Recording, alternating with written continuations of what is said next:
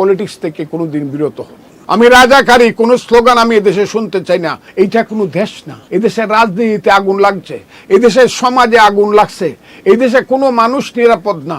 আমি বাংলাদেশের ৭২-এর সংবিধান, যে ৭২-এর সংবিধান ৩০ লক্ষ লোকের রক্তের আকরে লেখা, এবং আমি খুব খুশি আমার দল বিএনপি ৭২-এর সংবিধান যাতে বাতিল না করে তার পক্ষে দাঁড়াইছে, এবং এই কারণে এতদিনে তারা সুরিয়া ফেলে দিয়ে এনে পূর্ব পাকিস্তান লিখে দিত। আমি সেই কারণে আমার দল বিএনপির প্রতি সাংঘাতিকভাবে আমি শ্রদ্ধাশীল। বিএনপি এই জায়গাতে দাঁড়াইছে, সেই গণতন্ত্র, সমাজতন্ত্র, ধর্মনিরপেক্ষতা, জাতীয়তাবাদে বিশ্বাসী ব্যক্তি আমি চাই এরপরও যদি কোনো গ্যাপ থেকে থাকে সংবিধানে, সেই সংবিধান ছুঁড়ে ফেলে দেওয়া নয়, সংশোধন করা হোক, আরও ২টা নীতি লাগাই লওয়া হোক। আমি তো না করি না, কিন্তু it must be through a process of parliament, সংসদের আইনের মাধ্যমে এটা হইতে হবে। এটা লাগুক, আমার কোনো আপত্তি নাই। এবং আমি এটাও চাই, আজকে চাই এবং আগামী দিনে চাবো, প্রত্যেক দিন আমি চাবো এই দেশ একটা সুস্থ অবস্থার মধ্যে দিয়ে আসুক। এইটা কোনো দেশ না। এদেশে বাজারে গেলে আগুন লাগছে, এদেশের রাজনীতিতে আগুন লাগছে, এদেশের সমাজে আগুন লাগছে, এই দেশে কোনো মানুষ নিরাপদ না।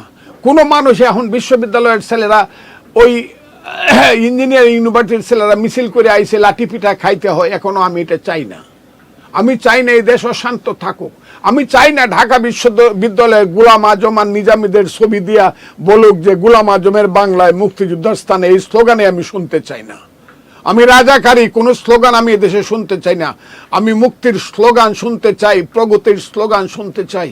আর আমি নতুন প্রজন্মকে আমি আহ্বান করতে চাই, হে বাংলার নতুন প্রজন্ম, তোমরা আমার সন্তান, আমাদের সন্তান। আমরা এই দেশটা স্বাধীন করেছি বলে এই দেশটার নাম বাংলাদেশ। এই দেশে তোমরা আজকে লেখাপড়া করো, বিশ্ববিদ্যালয়ে, কলেজে, স্কুলে। আমি তোমাদেরকে অনুরোধ করব, সব গান গাও, সব কিছু করো তোমাদের মতো করে। আজকে নতুন গান হয়তো বা আমরা বুঝি না, তোমরা বুঝো, ভালো লাগে, করো। তোমরা ড্রাম বাজাও, এত কোনো আপত্তি নাই। কিন্তু এই অশ্লীল যে স্লোগানগুলো তোমরা দেও, এখন যেটা শুরু হয়েছে, সেই অশ্লীল স্লোগানগুলো থেকে তোমরা আল্লাহর ওয়াস্তে বিরত থাকো।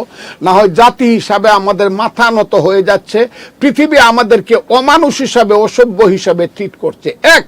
২ নম্বর হলো, আজকে নতুন প্রজন্মকে আমি অনুরোধ করব, মুক্তিযুদ্ধের ইতিহাসটা পড়ো, মুক্তিযোদ্ধার ইতিহাস পড়ো। প্রত্যেক ঘরে ঘরে, প্রত্যেক এলাকায় প্রত্যেকটা মুক্তিযোদ্ধার একটা ইতিহাস আছে, সেইটা পড়ো। এটা পড়ে তোমরা মুক্তিযুদ্ধকে বাঁচাও, দেশকে বাঁচাও।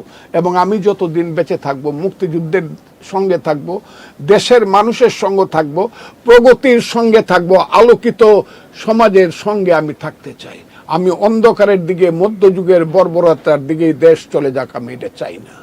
আমি তাই বলছি, আমি এই জায়গাতে আমি পলিটিক্স থেকে কোনোদিন বিরত হব না। কথা আমার খুব ক্লিয়ার। যারা ফেসিস বলেন, আমি ১ নম্বরে ফজলুর রহমান হাসিনা সরকারকে ফেসিস সরকার বলেছি। এরপর থেকে আমার যে টকশো, এই টকশোর সাক্ষী হলেন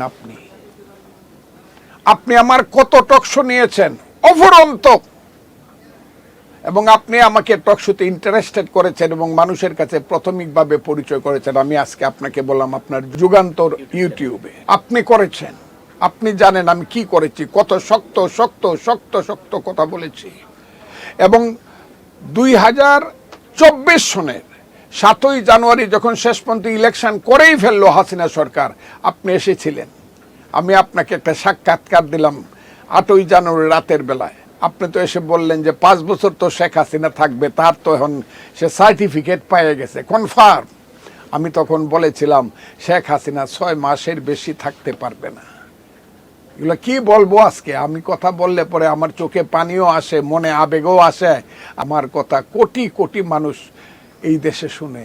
সেই ফজলুর রহমান আমি বলতেছি, আপনি যখন জিজ্ঞাসা করলেন কে শেখ হাসিনাকে সরাবে, আমি তখন আঙ্গুল তুলে বলেছিলাম আল্লাহ সরাবে। এবং আল্লাহর সেই বাণী আমি বলেছিলাম, ওয়াতাইজ্জু মান্তাস শাহু ওয়াতা জিল্লু মান্তাস শাহু বিয়াদিকাল খায়ের ইন্নাকা আলা কুল্লে শাইন খাতির। আর করবে কে? আল্লাহর সৃষ্ট আশরাফুল মখলুকাত মানুষ তাকে সরাবে।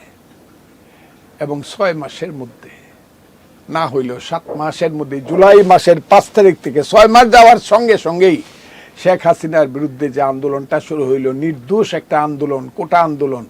এই প্রথম আমি বক্তৃতা করে বললাম, বাবারা তোমরা শুধু কোটা চাও, চাকরি চাও তোমরা, এইটাও আপনার কাছে আছে, এটা আমি জানি। তোমরা এই দেশে গণতান্ত্রিকভাবে ভোট দিতে চাও না, গণতান্ত্রিক অধিকার চাও না। যদি চাও তাহলে কোটার সঙ্গে গণতন্ত্রের স্লোগানটা দাও। ধীরে ধীরে এমন একটা পর্যায়ে পৌঁছলো, রংপুরের একজন ছাত্র নেতা শহীদ হলেন, তার নাম হলো আবু সাইদ। আপনার মনে থাকার কথা, আমি বললাম আবু সাইদ হবে একবিংশ শতাব্দীর বীর শ্রেষ্ঠ। এখন কত লোকে বলে, আমি তো আর বকাটা দিতে চাই না, আমি বকতে পারি নাই, বকবে কে বাংলাদেশের এইসব যুবক ছাত্রদেরকে? কারণ আমি তাদের দাদার বয়সের, আমি তো যুদ্ধ করে দেশ স্বাধীন করছি, ৭৮ বছর বয়স, আমি মরি না কেন?